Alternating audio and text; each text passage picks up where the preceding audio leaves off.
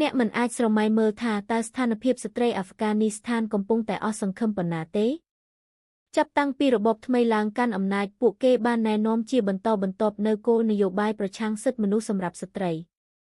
ជាដំបូងស្ត្រីត្រូវស្លៀកសម្លៀកបំពាក់ដែលបិទបាំងមុខទាំងស្រុងនិងមិនអាចស្លៀកសម្លៀកបំពាក់ដែលលេចចេញនិងមិនអាចប្រើប្រាស់ទឹកអប់និងគ្រឿងសម្អាងបានឡើយហេតុអ្វី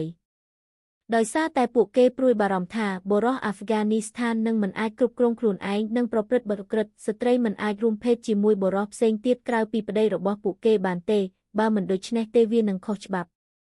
ដោយសារតែ Chen Ben គិតថានេះជាការយល់ខុសអ្វីដែលគួរឲ្យអស់សំណើចជាងនេះទៅទៀតគឺស្ត្រីត្រូវបានហាមឃាត់មិនឲ្យទទួលការអប់រំនៅថ្នាក់បឋមសិក្សាពួកគេមិនអាចធ្វើការបានទេព្រោះពួកគេគិតថាវានឹងពន្យាដល់ស្ត្រីឬស្ត្រីជាម៉ាស៊ីនបន្តពូជប៉ុន្តែនេះមិនមែនជារឿងដ៏គួរឲ្យភ័យខ្លាចបំផុតនោះទេស្ត្រីអាហ្វហ្គានីស្ថានមិនត្រូវបានអនុញ្ញាតឲ្យនិយាយច្រៀងនិងផ្ញើជាសាធារណៈទេដែលមានន័យថាសម្លេងរបស់ស្ត្រីក្នុងប្រទេសទាំងមូលនឹងរលាយបាត់ពីដែនសាធារណៈរឿងដែលស្លាប់បំផុតគឺស្ត្រីអាហ្វហ្គានីស្ថានមិនត្រូវបានអនុញ្ញាតឲ្យរកគ្រូពេទ្យបុរសទេមនុស្សជាច្រើនមានអារម្មណ៍ថាមិនអីទេពេលឃើញរឿងនេះប៉ុន្តែចុះយ៉ាងណាចំពោះរឿងមុន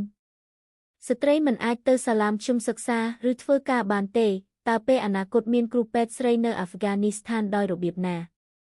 នេះគឺដោយផ្ទាល់សម្រាប់អាហ្វហ្គានីស្ថាន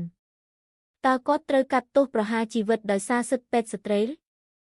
លើសពីនេះវាក៏ត្រូវបានកំណត់ថាហាងមិនអាចលក់សិទ្ធិអ្នកប្រើប្រាស់ណាមួយដល់ស្ត្រីបានទេហើយហាងកែសម្ផស្សទាំងអស់ត្រូវបានបិទនេះដោយសារតែគេបារម្ភថាបុរសមិនអាចមានលទ្ធភាពទិញវាបានស្ត្រីខ្លះទាញថ្នាំក្រចកចេញហើយចេញទៅក្រៅហើយចុងម្រាមដៃត្រូវកាត់ចោលស្ត្រីត្រូវតែអំដោយអាណាព្យាបាលបុរសនៅពេលពួកគេចេញទៅក្រៅបើមិនដូច្នេះទេពួកគេនឹងត្រូវជំនួសដោយផ្ទាល់បទបញ្ញត្តិទាំងនេះគ្រាន់តែចាត់ទុកស្ត្រីជាកម្មវត្ថុហើយសូម្បីតែសិទ្ធិមនុស្សជាមូលដ្ឋានបំផុតក៏ត្រូវបានដកចេញដោយរលុប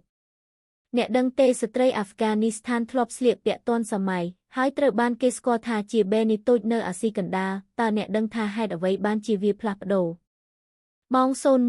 01:30 តើវាដូចឥឡូវនេះទេ